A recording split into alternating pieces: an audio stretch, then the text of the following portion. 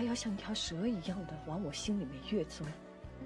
Sa pelikulang Last Caution, ang babaeng bida para sa misyon, inutusan naman ligaw sa sex, hindi lang ito kwento sa pelikula, totoong nangyari. Nang bumukas ko ang pinto ng hotel, nandoon na ang tao sa loob, mukha siya katulad ng paborito kong aktres.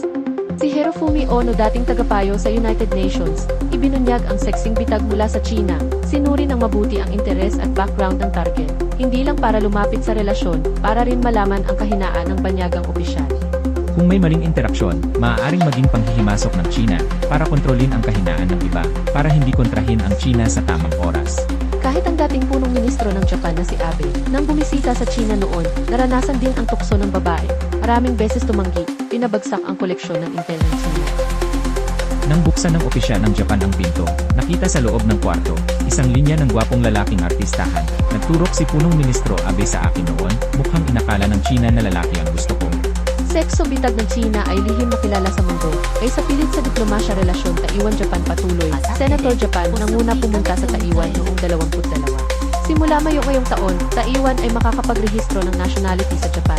Nakalagay bilang Taiwan, hindi na kailangang isulat China-Taiwan, batas itinulak ng manugang Taiwan Takino Hirofumi.